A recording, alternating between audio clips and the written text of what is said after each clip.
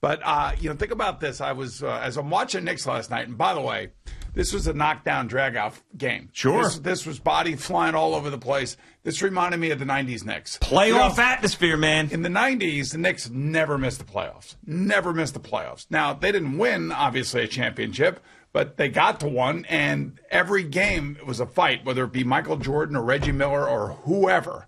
And then when you think about 16 of the last 17 years, now including this year, because this will be year 17, actually it's, let me see, 16, 17. It is about 20 years. In 20 years, they have made the playoffs 3 times. 3 times. And that was back from 2010 through 2013. That 54 and 28 season with Carmelo and Mike Woodson took over for D'Antoni the year before. Sure. And that was the last time that they were relevant. They've had 7 straight years under 500 until this year. And then prior to those 3 years where they were in the playoffs, they had 9 years under 500. So 16 of the last 19 years, they have been under 500, and they have been a bad basketball organization, not just a team, but just a bad organization. Way under 500 a lot of those years, some of the worst records in the league. And you have to think that from 1987 to 2001, they were in the playoffs 14 straight years. So there was a pride that was associated with that, and part of that pride, Tom Thibodeau was a part of, and he has now restored that back to the Knicks along with Leon Rose and Scott Perry, and of course, whether or not, I don't know if Steve Stout's involved in World Wide West. I'm not really sure what those guys are doing, but I can tell you that the product on the court is something to behold. And to watch that game last night, man, that game was vintage 90s Knicks. And here's the thing. When you watch the way that they play with each other, and they've been doing this all year, even in their down games, they've been doing this all year. They share the basketball. They try to play. Last night, Atlanta's got some great offensive players.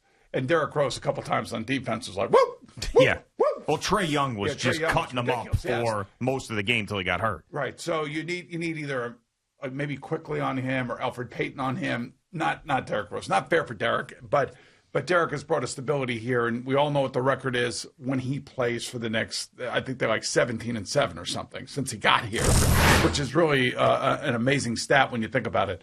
But they have a nice thing going here. I don't know how far this thing is going to go, but right now, 8 in a row, and then you listen to the players after the game last night, after the overtime, exhausted, talking about, this is great, but it's not where we want to be. They're not finished.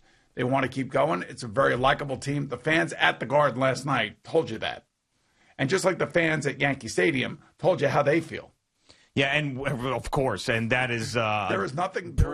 especially with Gleyber Torres now, who is he turned into that guy. I mean, he's getting the Gary Sanchez treatment right about now. He is. But I'll save that for a little bit later. I'm not done being happy. So you talk about where it goes. I mean, I think it changes every day with their win streak. I mean, now in the 4 seed, I'm thinking 4 seed, win a round, and then whoever you play in the second round, give them hell, and maybe even beat them too. Still, just calm down.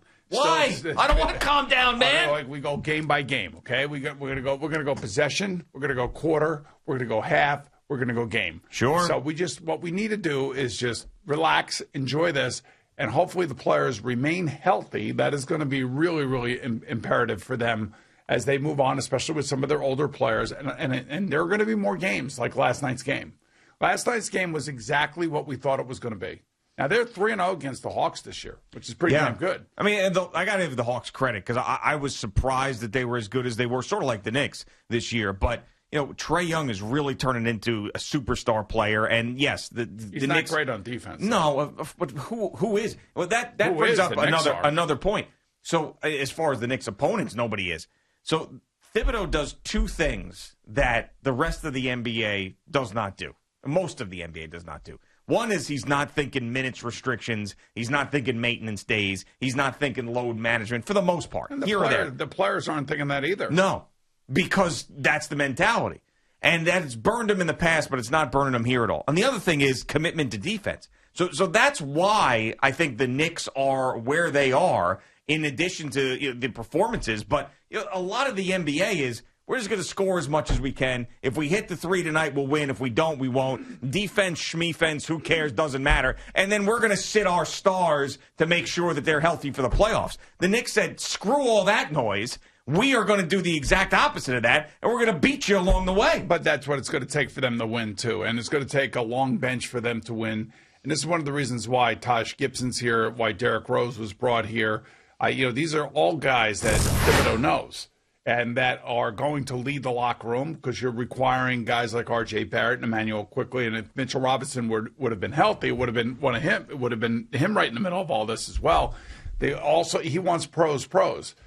The guy that I'm most happy for, and because it's a totally different feeling now that he now is seeing what it means to win here, is Derrick Rose. Because when he was here before, it was a mess. And now that he's here and he's feeling, what a Knick fandom is all about, the popularity of the team here, what it means to the fan base, he's now getting a piece of that. He's feeling that. Yeah. You know who I'm most happy for? Let me think. Now, is it a player? No. Me.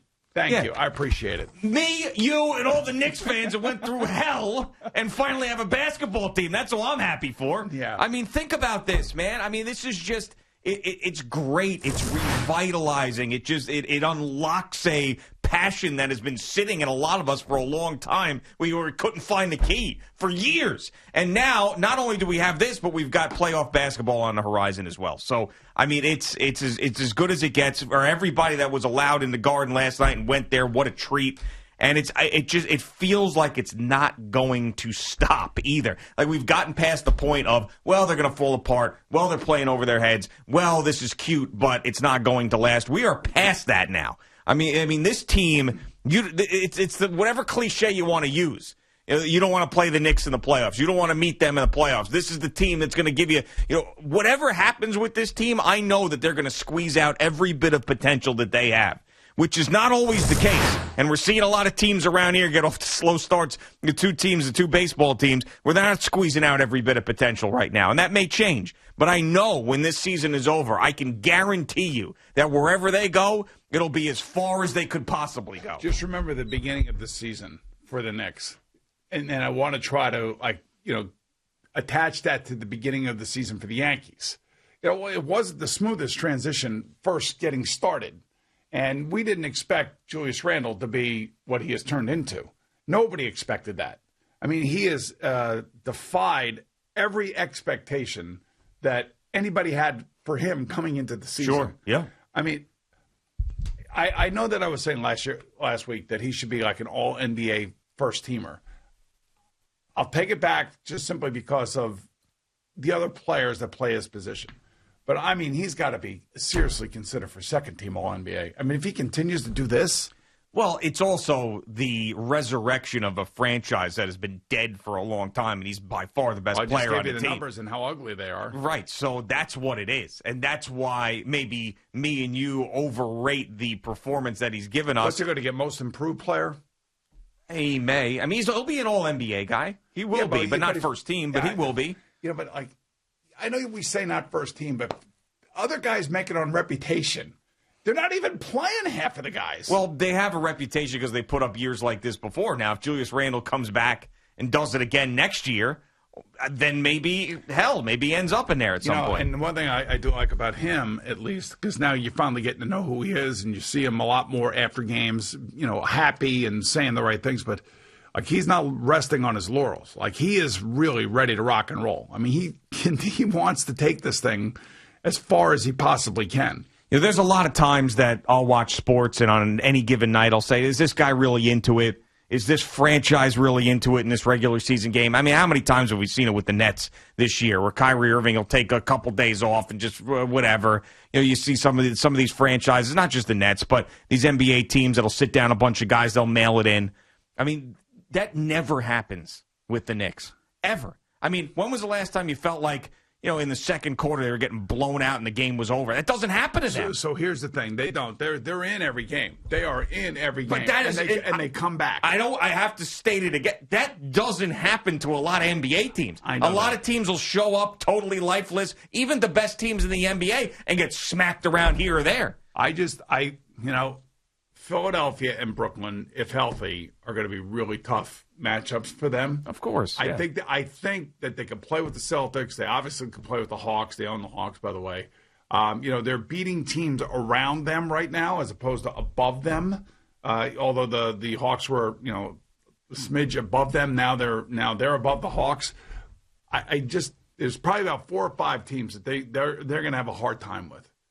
But that doesn't mean that they're not a top 10 team in the league. They are a top 10 team in the league. Well, right now, can't argue it. The Knicks are a top 10.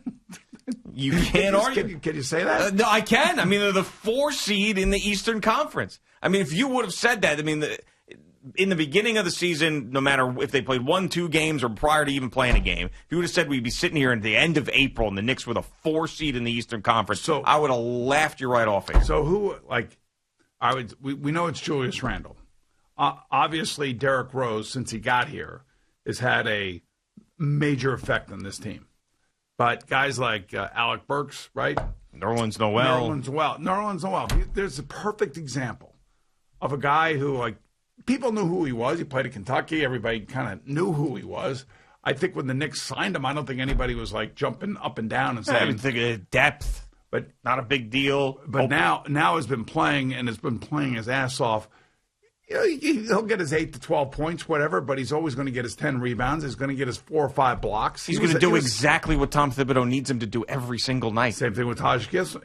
Yeah, that game kind of turned a little bit when the second group got in there. And, they got down by 9, and I think they had a 14-0 run, and then they came in, and then they came back. And, it's just it's nice to actually have – 2 waves of players that are all being impactful. Outside of Obi Toppin, he doesn't get a ton of minutes, but I'm talking about guys who are actually getting run night in and night out. There isn't really anybody of these guys. Run. I like to see that. What? See, now you're talking basketball. Oh yeah, getting some run out there. Yeah. But of all those guys, there's not a single one of them that I'm disappointed to see in the game. Really, all of them. I feel like, all right, this guy's going to be in there. He's going to get the job done. Doesn't matter who it is. Now, Toppin, of course, is maturing slowly, but every one of these veteran role players, I don't dislike any of them. And that's saying something from a Knicks fan perspective where there's been so many schlubs that have come in and out of here that I can't stand seeing. And I'm like, oh, God, this guy again? No. Each one of these guys has maximized every bit of who they can be with this team, and that goes right back to the Tom Thibodeau coaching and what he's brought to this team. And I was wrong about him. I really was. I thought he was someone that type of coaching wasn't going to work in today's NBA, that he was going to grind these guys and it was going to be injuries and all this sort of reputation that he had. I was wrong. And he might have made some adjustments too after things not working out in Chicago and Minnesota. He might have made some adjustments. But this guy is... we talk about Julius Randle a lot. We got to talk about Tom Thibodeau just as much as we're talking about Julius Randle and R.J. Barrett. It's really I think we have. That's the holy trinity right now for the Knicks. Thibodeau, well, the front office you got to throw in there too. But really, it's Thibodeau, Randle, and Barrett. Those 3 guys. Derrick Rose. Yeah, him too. But Alfred Payton. Every one of those guys has been very good. But they all have been central figures, especially since Derrick's gotten back here. Yeah, and I don't know how long he'll remain. I don't know if he comes back next year. I don't know what the story is here. On a 1-year deal, comes back on a nice 1-year deal, plays his role, and continues to mentor Emmanuel Quickly. Quickly and Barrett have both lauded Derrick Rose for the things that he has said to them. Sure. In practice, during games, and everything else. Yeah, good for him. That carries a lot of weight. Good for his relationship. Whatever his relationship is with Thibodeau and Taj Gibson's relationship is, hey, good for all of them, man. Good for all of them. Hey, good for you. That's why athletes around here, whether you are a pitcher, a fielder, a centerman, a goalie, a defenseman, all you got to do is see how people are reacting to the Knicks.